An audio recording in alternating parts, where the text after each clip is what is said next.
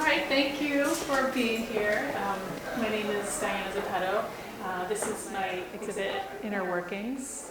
I thought I would do about an 8-minute talk on this project and the process a little bit. All of the images in this exhibit are based on the MRI scans that led to my father's Alzheimer's diagnosis. I think whenever we see medical imagery of any kind, if it's CAT scans or X-rays or MRIs, I think the images themselves already carry with them like fear, like a feeling of fear or uncertainty, because we don't often look inside the body unless there's something really wrong. And I know that I felt those feelings when I first saw my dad's MRIs. I felt uncertain of what I was looking at and scared and a little like maybe I shouldn't be looking at them.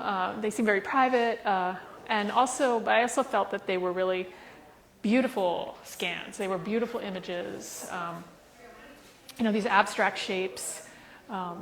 And also just that they were these like a look inside these like things that we're all walking around with all the time, these like little machines that we experience our lives through. And so I felt like the images themselves were interesting in that, they were look at this mystery that we have. And I knew I wanted to paint them at a large size, but I started out painting them very small just to see what it would be like, how it would go, what they would look like. And at the same time, I was working one day a week at my parents' house, and I got to spend some time in their basement where my parents both have workshops.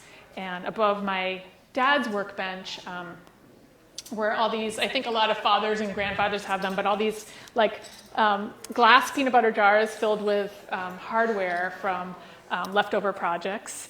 And so whenever he needed something for a project, he would just lift up and unscrew one of the jars, take what he needed. And as a kid, I thought they were really cool. They were really like exciting and beautiful and so far above my head. And I wanted to try to use them in the paintings somehow. I didn't know how yet, so I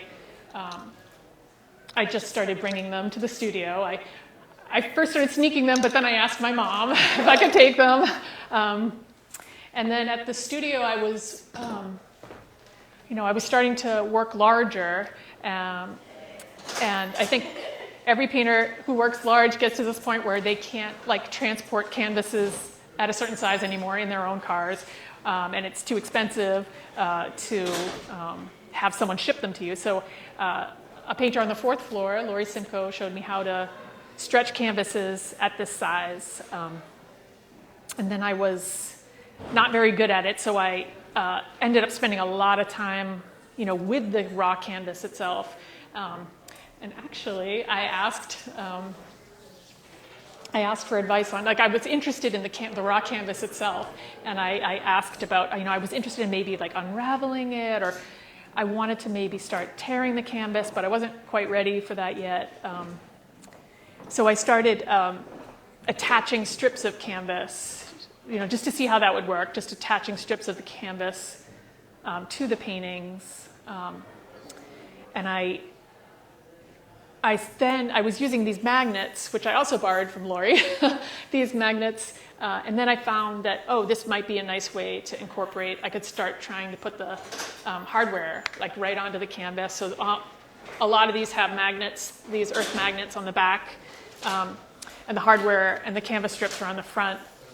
And like the magnets themselves seemed really interesting to me just because my dad is a scientist, and magnets always have that like kind of a magical sciencey feel to them. They have this like force around them, and also in MRIs, they basically put you into a magnet. They put you into an instrument that generates a magnetic field, and then they're able to generate the image by changing that magnetic field. So So they all felt like the canvas felt really meaningful, the hardware had meaning, and I liked like working with the objects themselves. And it started to feel kind of like a ritual, like acting on the canvas.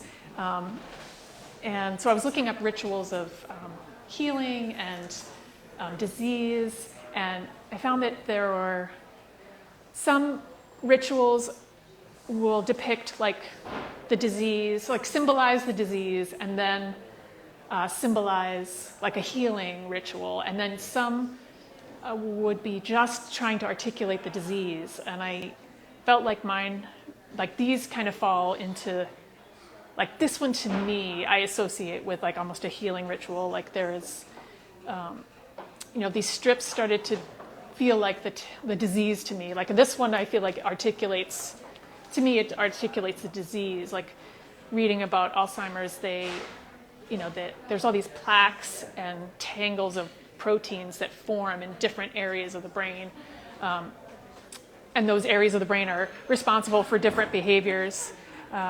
So this one to me feels like, I was starting to think about these tangles are, representation of what the tangles are.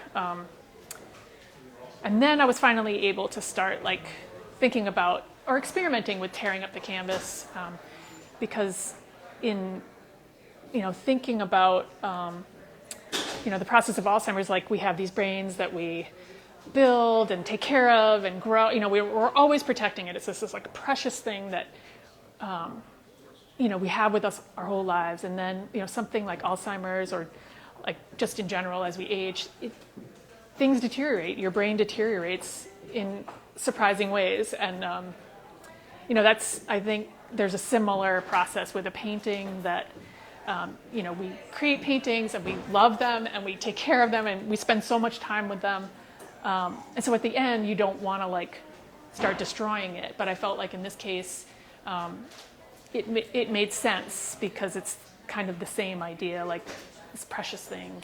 And that's part of, I think, what's so hard about this disease is that it like rapidly deteriorates somebody.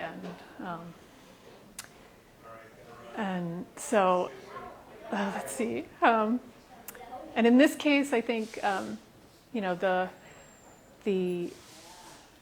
Alzheimer's will attack different areas. So, like the area responsible for short-term memory, which I feel like I'm having a short-term memory issue right now, but the area responsible for short-term memory is one of the places that gets attacked first. So, like you'll see, one of those tangles will happen at the hippocampus, and so I'm trying to think, what else can I say? I've been able to show this work in one other place, a cooperative gallery that I belong to, and it was, I wasn't sure how it was going to be received. Like these giant images can be kind of scary, and it was interesting. I was surprised that basically the only reaction I got was people telling me their stories.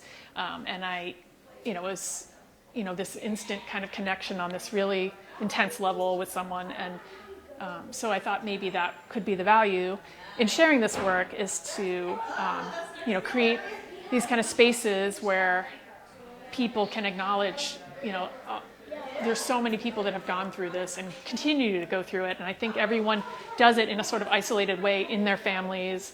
But, maybe there's a value to having a space where it can, this thing can be shared, because there isn't a cure. There's nothing you can really do. But maybe, we can at least not feel alone with those feelings. So I was glad that, Western Avenue has these mini gallery spaces, and I was glad that they let me use this space for this show. And also, Mosaic Lowell is a group that is funding all kinds of creative projects in Lowell. They're sponsoring this exhibit as well. So just wanted to thank them. And So yeah, if anybody has any questions, I can answer them. Anyone has any questions? Anybody? Dee Dee, I know you have a question. No. It's okay. No, thank you. No questions. No questions at the time. Okay, cool. Well, anyway, thank you. Thank you for listening. Thank you. Thanks. Thank you.